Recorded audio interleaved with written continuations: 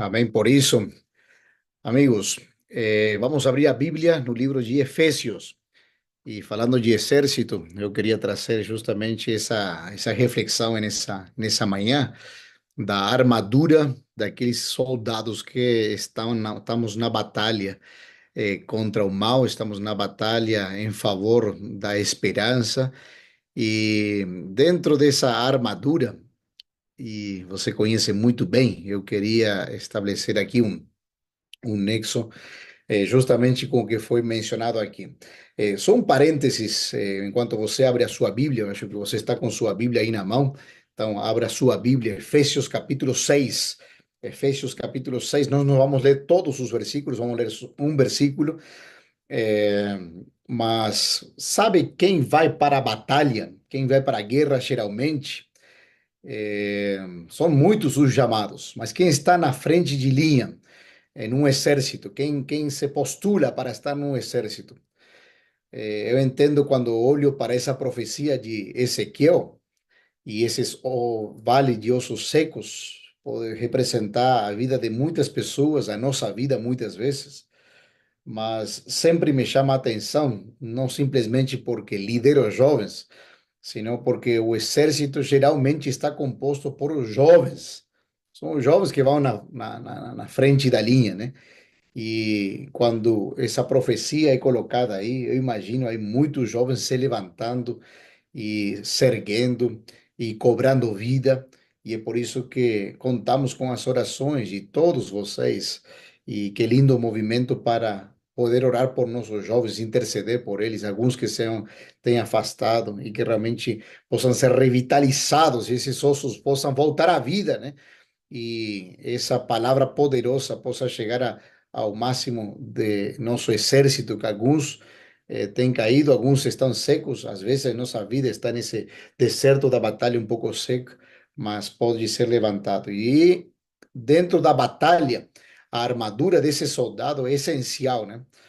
Não podemos ir desprovisto de uma armadura, e em Efésios, o capítulo 6 é mencionado aqui esta armadura. Eu queria me deter em um dos elementos, talvez um dos mais poderosos, né, de todos os elementos da armadura, que está em Efésios capítulo 6, o versículo 18, e diz assim: orem, orem em todo tempo no Espírito, orem todo tempo no Espírito.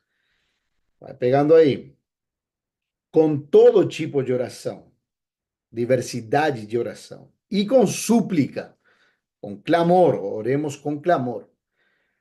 E para isto, vigiem com toda perseverança, uma grande atitude, um grande princípio, orando com perseverança e súplica. Por quem? Por todos os santos, por todos os separados, né? Eu gosto desse texto, é poderoso, e dentro da armadura de Deus, para os soldados que estamos aí nessa batalha diária, é necessário nos revestir dessa armadura e colocar a oração. Eu quero refletir na palavra de Deus sobre esta, que é a oração, que é uma ferramenta poderosa. Tem uma Bíblia, talvez você tenha tido acesso, que é a Bíblia, a mensagem, uma paráfrase que diz assim: a oração é essencial nessa luta incessante. E diz aí de uma maneira diferente, né? Diz: orem o tempo todo e com fé. Orem pelos irmãos na fé. Mantenham seus olhos abertos. Eu gosto disso aqui. Mantenham seus olhos abertos. Vigiem o tempo todo, né? E diz: encorajem-se mutuamente para que ninguém venha cair ou vacilar. Sabem, eu nasci na beira do Rio Paraná, como eu falei, sou da Argentina, nasci na beira do Rio Paraná, lá no estado de Entre Rios, na Argentina, e desde eu pequeno, nós fizemos várias saídas com minha família para o Rio, passear aí no Rio, pescarias, eu gosto de pescar bastante, e se bem nós tínhamos o costume da vida do Rio, meu pai sempre nos orientava, meu irmão e eu, sobre os perigos, né, que existem no Rio. claro, naturalmente na natureza, né? E especialmente em dias de tormenta. E certa vez a gente decidiu sair com meu pai, ele preparou tudo para ter uma experiência, sair com um bote, né? Com uma canoa, com um bote pequeno, né? E fizemos aí durante 3 dias, saímos uma sexta-feira, aí andamos, remamos e passamos aí pelo rio. Sábado paramos, tivemos nosso momento de devoção aí no meio da natureza. E no terceiro dia, no domingo, no último dia, estamos atravessando pelo meio de um canal, do grande canal, tem entre 3 a 5 quilômetros de extensão, é o principal canal do Rio. E nesse dia, estamos atravessando pelo meio do canal e o céu escureceu como noite, o vento começou a soprar como furacão e o rio começou a enlouquecer de uma maneira terrível. Imagine no meio do rio, um pai com uma criança de uns 10, 11 anos, naquela canoa, e naquele momento aí no meio do rio, meu pai remava intensamente, eu tentava tirar a água aí do bote, porque começou a encher o bote de água, e meu pai agora percebeu, né, de fato, meu rosto de preocupação, de tremor, e me disse assim, né, filho, nós vamos sair desta, vamos remar até o outro lado do rio, vamos atravessar o rio, confio no seu pai. E é como que ele, ao falar isso, eu parei para escutar ele e voltou a dizer, confie no seu pai, né? E bom, confiei, meu pai continuou remando, conseguimos chegar até o outro lado da beira do rio, e chegamos em paz, mas no meio de uma tempestade, né?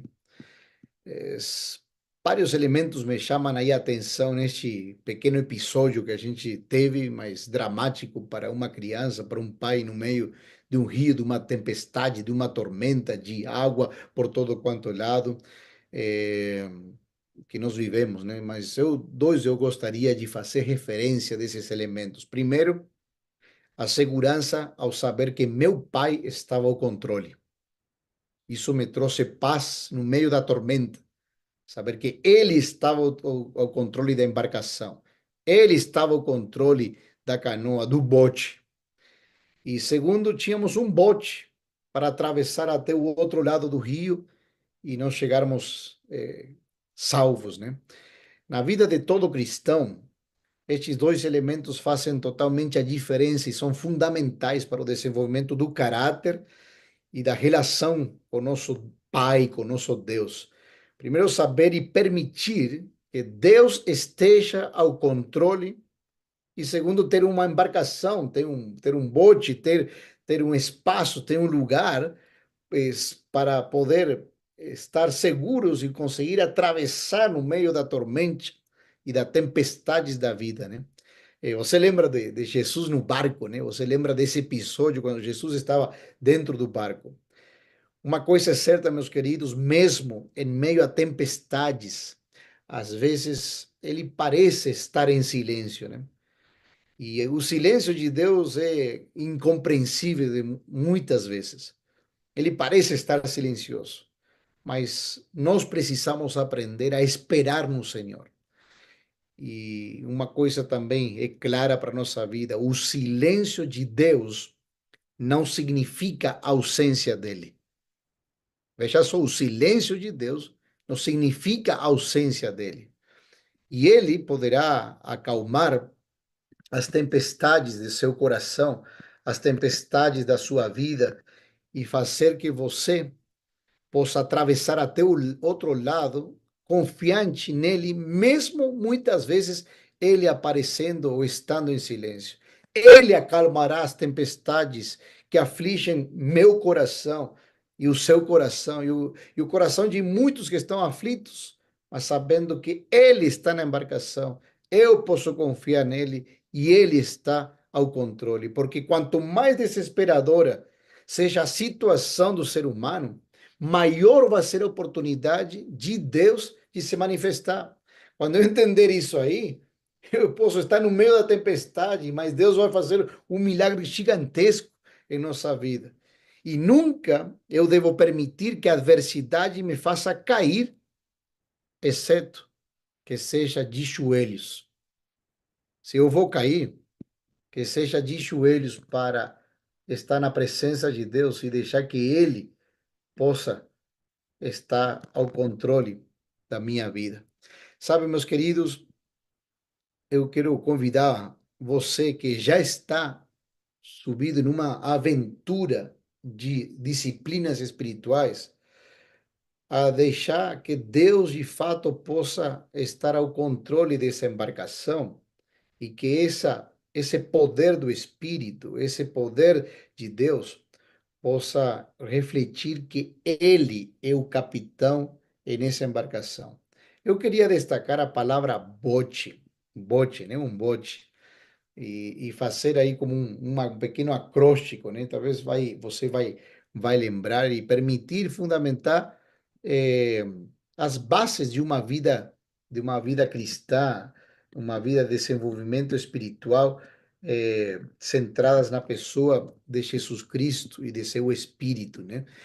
Esse bote é uma simples chave, mas um lembrete, né? Que tem a ver com Bíblia, tem a ver com oração, tem a ver com testemunho e tem a ver com exaltação. Bote, Bíblia, oração, testemunho e exaltação. Eu vou me deter um pouco mais na Bíblia, né?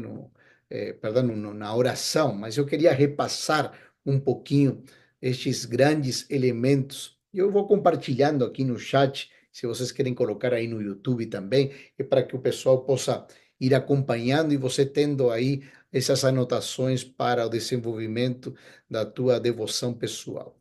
Não tem nada melhor, claro, que começar o dia com Deus, começar o dia com Jesus e terminar o dia com Ele. Porque quando nós colocamos a Deus em primeiro lugar, Ele vai portar a nossa caminhada, Ele vai nos ajudar a resolver essas coisas que muitas vezes a gente anda ansioso. E é por isso que a gente procura espaços como estes, de comunhão, de aprendizado da palavra e juntos crescermos, né? Eu gosto de dizer que a palavra prioridade, né? Quando a gente fala que busquemos a Deus em primeiro lugar, a gente não fala de prioridades, nós falamos de prioridade no singular.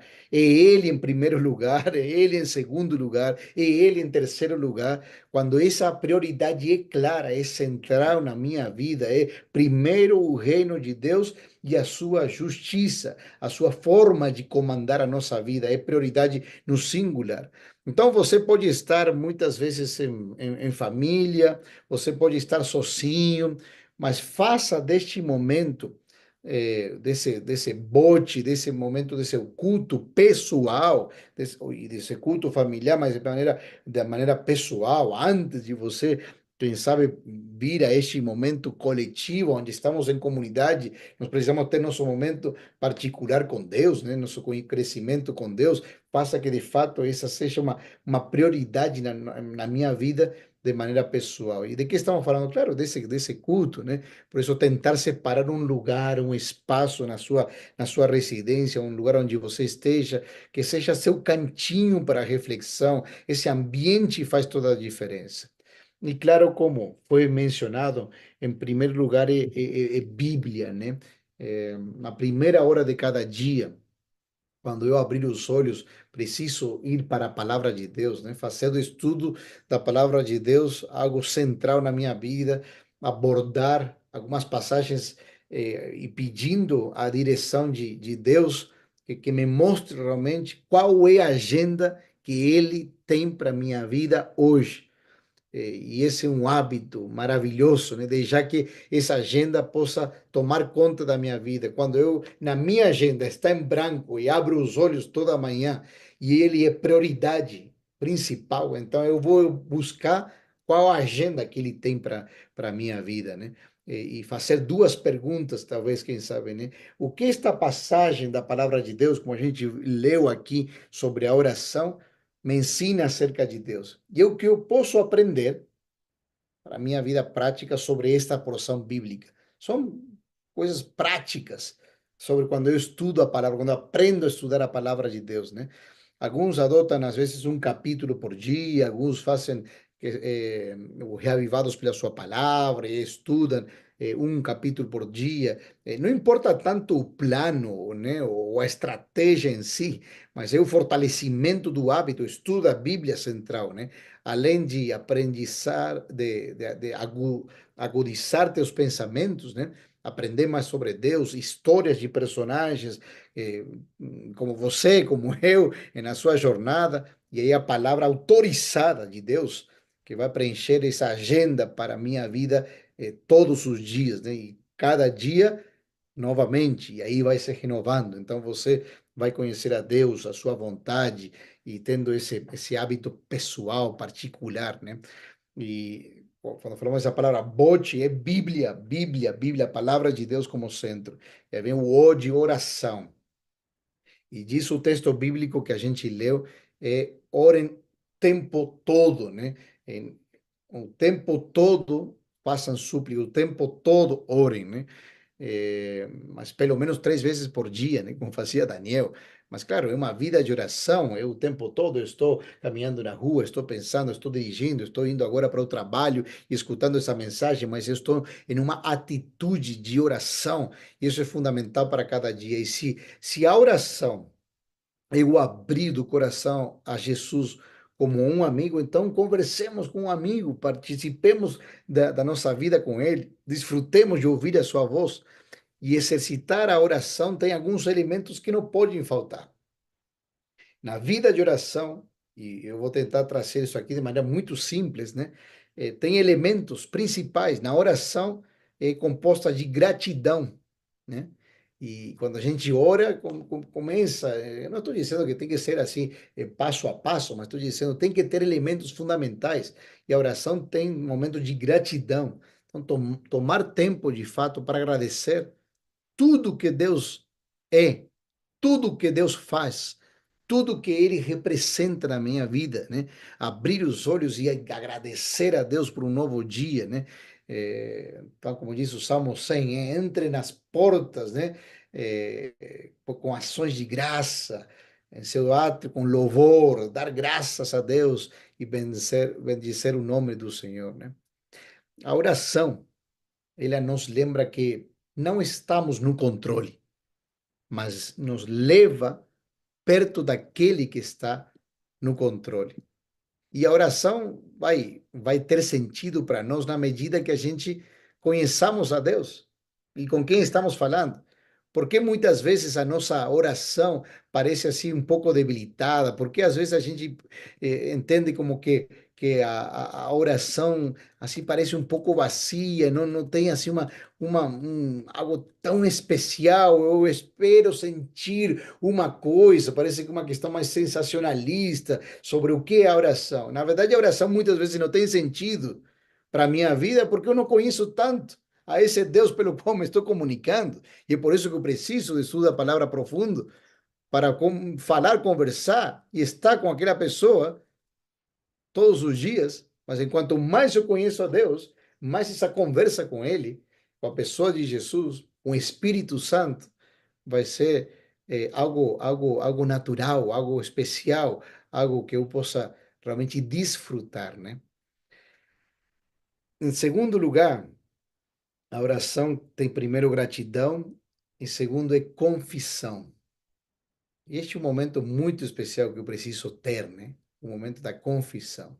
Dedicar tempo para refletir introspectivamente na minha vida, para confessar meu pecado, olhar para mim mesmo, deixar que o Espírito Santo permita eu poder enxergar coisas que eu preciso mudar, eu preciso crescer, que ele precisa burilar, ele precisa trabalhar na minha vida, ele precisa passar, eu passar por momentos, às vezes, do fogo purificador, né?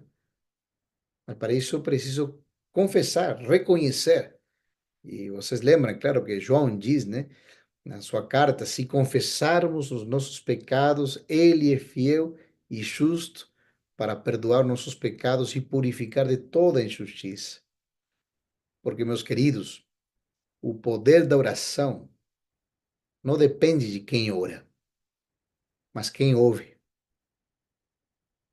Não está no que o tipo de oração que eu consiga fazer, a minha modalidade, a minha forma, minhas palavras, e sim também a minha intenção, o meu destino, do, do poder que a oração tenha na vida diária de comunhão com Ele. Porque o poder da oração não depende de quem ora, mas de quem ouve. E aí está a base do desenvolvimento de uma vida de oração, dessa arma poderosa. Reconhecimento de quem nós somos e de quem é Ele. E um terceiro elemento importantíssimo, que tem a ver com a petição. Com a petição. Com a petição. Primeiro é a gratidão. Segundo é a confissão. E terceiro é a petição. Na oração, tem petição, mas com convicção. Às vezes a gente pede ou faz pedidos, mas não sei se a gente está totalmente convencido daquilo que a gente está pedindo, mas talvez isso é pelo tamanho do conhecimento experimental que nós temos de Deus. Quando a gente fica cada vez mais perto de Deus, ao reconhecer que Ele de fato é poderoso, está ao controle das coisas.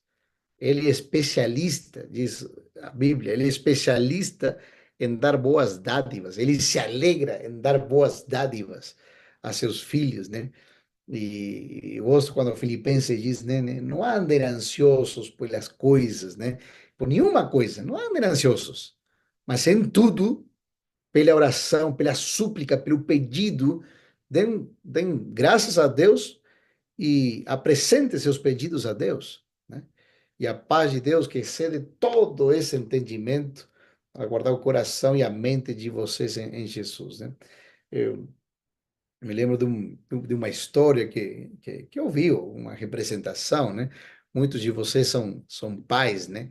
Imagina a sua filhinha de 3 anos, você que é pai, né? Imagina uma filhinha de 3 anos chegando para você e dizendo: pai, você me deixa brincar com aquele cutelo que você tem para cortar, um cutelo grande, você me deixa brincar? E você olha para essa filhinha e diz: sim, claro, meu amor, eu vou te dar o cutelo. E um cutelo assim, esse grande, às vezes é para cortar carne, uma coisa, um cutelo afiado. E lá está a tua filha com 3 anos no jardim ali da tua casa, com aquele cutelo, brincando e sorridente. Papai me deu o cutelo para brincar. E vai para um lado e vai para o outro, no meio do jardim. No momento, tropeça com suas perninhas pequenas, cai. E quando cai, ela corta o braço e seu rosto, né? E começa a sair sangue. E começa a gritar, e você desesperado vai lá, papai, mamãe, chega lá no jardim, sangue por todo quanto lado, e você vão para o hospital. 23 pontos no rosto. Chega aos 15 anos, 12 anos depois, e tem aquela festa bonita, especial, fazendo os 15 anos da sua filha, e ela chega para você e diz assim: pai, eu me sinto incômoda com o meu rosto, com aqueles traços do corte quando era pequena. Por que você me deixou brincar com o cutelo? E o pai diz, né? Filha, mas é tudo que você me pedir, eu vou dar tudo para você, porque eu amo você. Às vezes nós pedimos cutelos para Deus. Nós não sabemos pedir bem, né? Até isso o Espírito Santo precisa me conduzir na oração. Então, muitas vezes somos pedidores, pedintes de cutelos. E quando Deus não me dá aquilo que eu não quero, eu me sinto como que não consigo esperar no Senhor.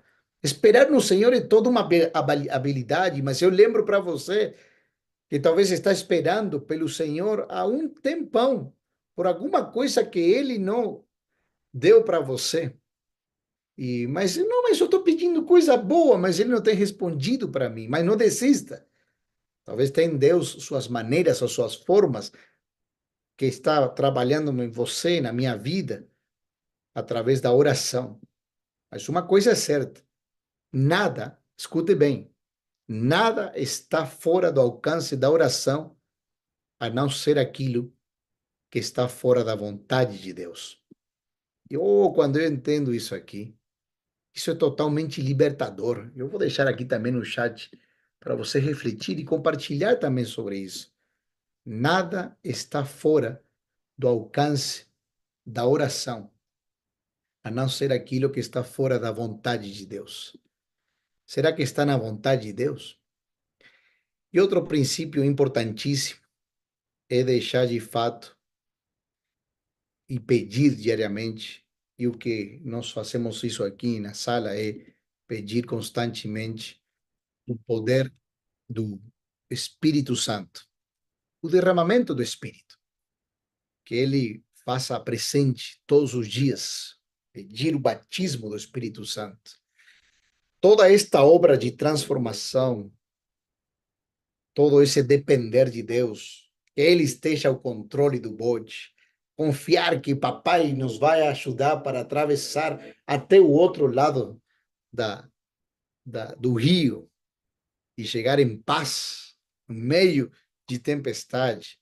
Toda esta obra de transformação é possível pelo dom do Espírito. E diariamente nós devemos pedir pelo derramamento do Espírito Santo. Essa é uma das propostas que tem aqui na sala. E de maneira pessoal, particular, dizer, Senhor, se derrama, transborda teu Espírito para que guie, para que me ensine a eu confessar, para que me ensine a pedir, para que me ensine a transitar nesse mundo difícil, complexo, no meio de tempestades, na turbulência da vida, mas que o Espírito Santo possa guiar minha mente, estar esperto para entender a voz de Deus, a qual a agenda que ele tem quando eu abro a Bíblia todos os dias. Quem faz isso é o Espírito. É o Espírito. Vejam só que em Mateus, o capítulo 13, está aí o capítulo das parábolas do reino. Aí está a parábola do joio, do grão de mostarda, do fermento, do tesouro escondido, da pérola, da rede, e sempre diz assim, para descrever o reino dos céus. Jesus sempre começava assim, né? O reino dos céus é semelhante, é semelhante. E essa fórmula já era conhecida pelas pessoas que caminhavam com ele, que ouviam seus discursos, as suas mensagens, né? Essa fórmula era conhecida. Mas você percebe que em Mateus 25, Jesus muda a fórmula, né? Mateus 25, a conjugação agora do verbo é alterada, lá na parábola das virgens. Então agora ele diz, e o reino dos céus será semelhante. Passa de para será semelhante. Não usa mais o verbo em presente, agora vai usar o verbo no futuro, né? Porque esse reino dos céus não é semelhante à parábola das virgens. O reino dos céus será, né? E há uma mudança. Jesus não está falando do aspecto do reino que ele vai começar a falar agora no aspecto do reino que virá, né? Falando nos últimos tempos, nos últimos dias da história da humanidade. E eu, meus queridos, acredito plenamente que nós estamos vivendo nos últimos dias da história desse mundo. Eu acredito plenamente que nós estamos na fase final e acredito que você também. E quando fala desse tempo futuro, está falando em termos escatológicos, os eventos dos últimos dias, é uma analogia sobre a volta de Jesus, a parábola das 10 virgens. Essas virgens são a igreja que vive antes da volta de Jesus. E são chamadas de virgens porque professam que uma fé pura. E aqui aparecem dois grupos, né? Duas classes de pessoas que professam estar à espera de seu Senhor. As 10 virgens representam, então, todos aqueles que aguardam a vinda do noivo. Não representam o mundo como um todo, representa essa igreja invisível, muitas vezes, né? A igreja são as virgens que são convidadas para essas bodas. E a diferença entre esses dois grupos é a preparação. É a preparação. Antes da segunda vinda, tem um tempo de preparação e também de pregação. E se nós somos o povo do advento, dos últimos dias, desse movimento do Espírito Santo e da proclamação dessa mensagem de um Jesus que está voltando para nos buscar, às vezes eu fico imaginando nessa espera, que não seja o tempo de espera que faça diminuir a força da esperança. Esperamos, mas às vezes fica, vou esperar até quando, né? Porque nós somos, de fato, um povo com uma certidão de nascimento, com uma identidade clara, com uma mensagem distintiva para ser vivida, para ser anunciada. E essa igreja preparada diz que é uma igreja unida no mesmo propósito, mas unida em quê? No Espírito. Quando a gente leu aqui em Efésios e começamos o devocional agora essa manhã, diz assim: orem em todo tempo no Espírito, no direcionar do Espírito. Então, esse tempo de preparação é no Espírito. Esse momento escatológico, falando das 10 virgens, que é agora, esse é o tempo, esse tempo de preparação é no Espírito, no propósito que ele tem, nessa prioridade única, nessa vida de oração, de súplica, de petição, de gratidão, de entrega total, né? Que a oração, meus queridos, a oração não é preparação para a obra, é a obra em si. Tem gente que diz, vamos orar agora para nos preparar para cumprir uma missão. Não, a oração já faz parte. A oração já é a missão. Entendeu isso? A oração já é a missão. Não estamos orando para nos preparar agora para uma ação missionária. Não estamos orando para que Deus faça alguma coisa. Não, já está fazendo. É o mover do Espírito em oração. Por isso diz em todo o tempo todo. É uma vida constante de diálogo, de abertura com meu Deus, confiando nas suas promessas, deixando que Ele esteja ao controle. Porque muitas vezes nos damos muita ênfase, claro, à vinda de Cristo, né? E por uma boa razão, nós somos adventistas do sétimo dia. Ao final de contas, nós aguardamos o retorno do Senhor, mas note, porém, note, essa não foi a ênfase de Cristo durante as últimas semanas com os discípulos. Sua ênfase tinha a ver com o quê? Com a descida do Espírito, a fim de ter poder para testemunhar, o Espírito para falar, o Espírito para pregar, o Espírito para contar quem é Jesus na vida de outras pessoas, né? Sua ênfase era pela descida do Espírito, e deveria ser a mesma ênfase hoje. E é o que a gente está procurando, através de tudo isso que a gente está fazendo hoje. Mas isso deve ser na minha vida, internalizado, pessoalmente, na minha mente, no meu coração, na minha consciência, né? A fim de ter poder para testemunhar. Cristo está muito mais interessado em nosso preparo para seu retorno do que deveríamos estar no tempo do retorno. Eu vou deixar isso aqui também no chat, para você refletir, anotar, deixar aí também na sua caminhada pessoal, né? A vinda do Espírito à nossa vida precede a vinda do Senhor a este mundo. E o batismo do Espírito é necessário para a sua vinda. Por quê? Por quê? Por quê, minha gente? Porque o Espírito é o único capaz de poder convencer de pecado, de justiça e de juízo.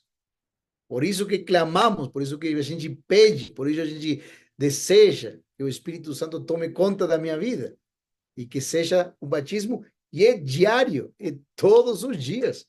Contudo, surpreendentemente, o Espírito não é enviado ao mundo, mas à igreja. Enquanto ele opera intermédio de uma igreja reavivada, o mundo é levado a Jesus. No tempo do fim, esse tempo que eu e você estamos vivendo, no tempo do fim, estamos nesse mesmo espírito. Vivemos um chamado antigo para novas gerações. um chamado que conecta a todas as gerações. E esse chamado está nas mensagens dos três anjos para os últimos dias. É a última mensagem dada por Deus ao mundo através de seu povo nos últimos dias, antes de ele voltar. Essas mensagens são urgentes, são necessárias, são indispensáveis e são de nossa responsabilidade. Por isso que nossa identidade para esses dias tem a ver com essas mensagens.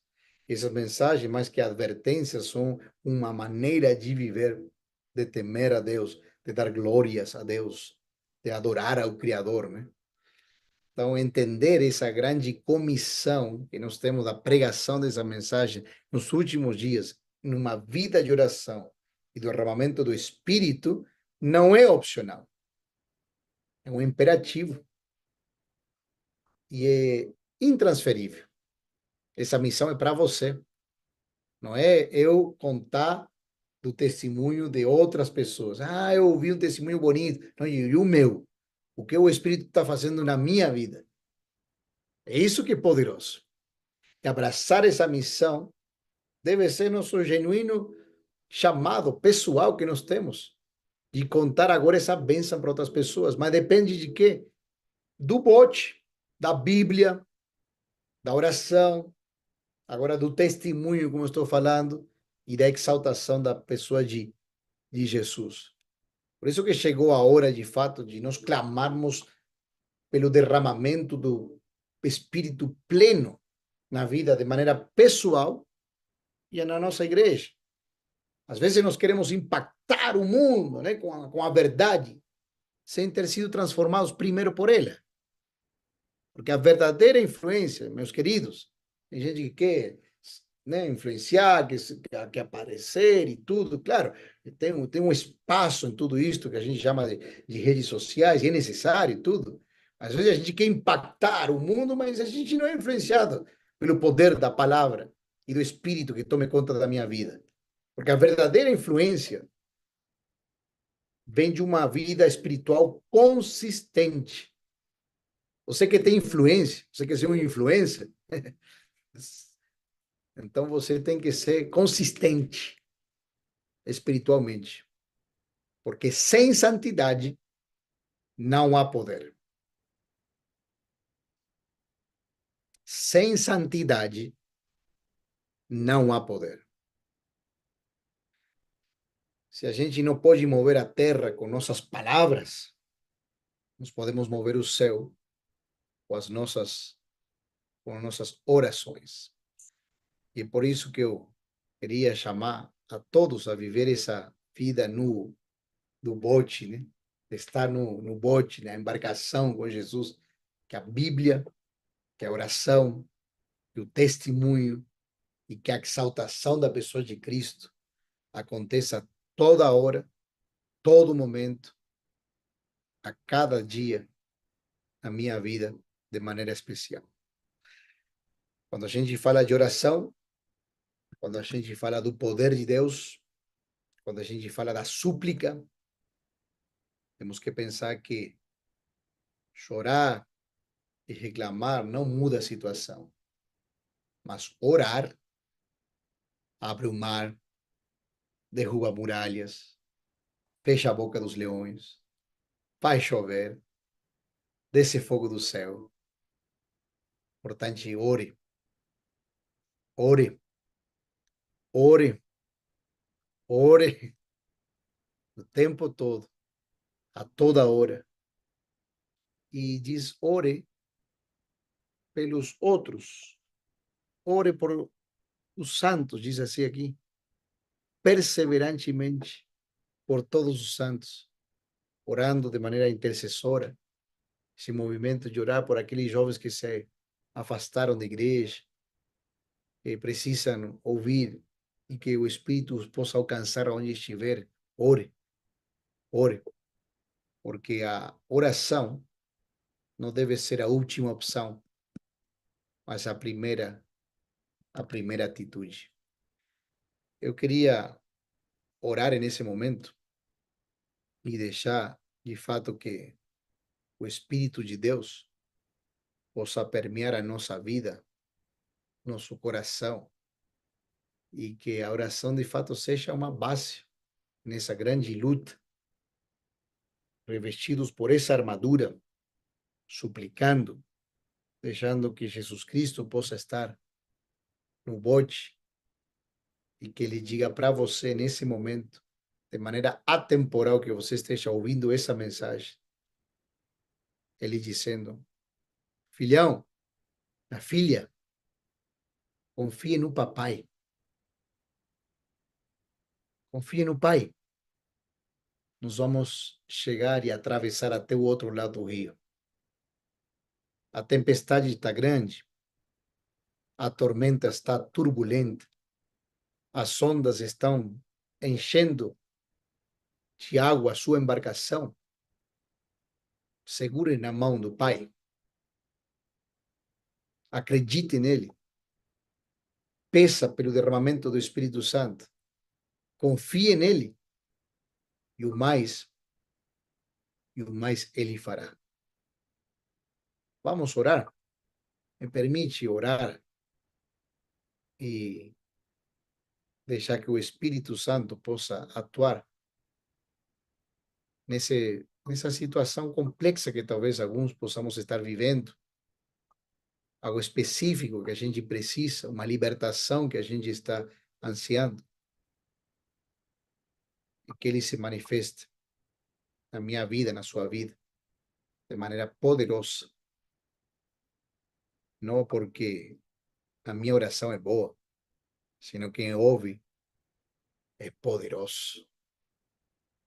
Meu Jesus, ele é poderoso e ele poderá acalmar as tempestades de seu coração. Vamos orar, Pai querido. Obrigado, Senhor, porque podemos nos achegar a Ti de maneira confiada a Teu trono de graça. Nos últimos dias da história desse mundo, nos dias talvez mais complexos da história da humanidade, o Senhor levanta um povo com um propósito de proclamar uma mensagem especial. Mas, Senhor, queremos viver isso, queremos compreender isso, queremos assimilar isso, queremos contar isso para outras pessoas. Mas não estamos exentos de uma vida de tempestades, de turbulências, de ventos fortes que querem, às vezes, dar volta à nossa embarcação, bote. Mas convidamos, Senhor, para que estejas no controle, sejas nosso capitão.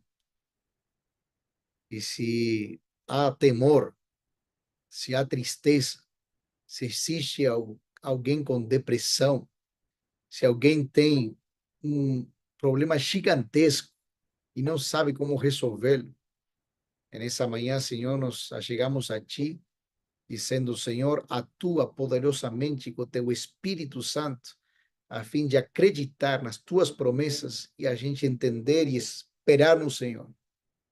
Que seu silêncio não significa que o Senhor esteja ausente.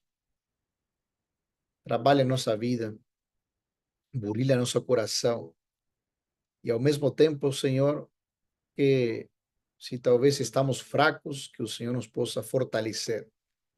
Se a gente está desahuciado, que a gente possa sentir a tua mão nos levantando, erguendo, dando dignidade e olhando para Cristo, o consumador de nossa fé.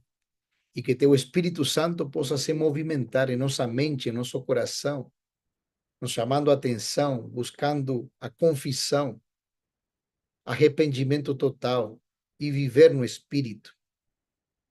Senhor, oramos e intercedemos também por nossa juventude, pelos desafios. Oramos por esses 30 dias que antecedem a vigília que nós teremos, para que o Senhor vai manifestando o seu poder, teu Espírito possa se movimentar e que milagres aconteçam na nossa vida, na vida destes teus filhos, e que mover de teu espírito possa encontrar lugar e espaço em nossa mente, em nosso coração. Nós tomamos das tuas promessas, derrama novamente, Senhor, teu espírito, nos batiza nessa manhã com teu espírito. E agradecidos, Senhor, estamos e o fazemos no precioso nome de Cristo Jesus. Amém e amém. Que Deus te abençoe.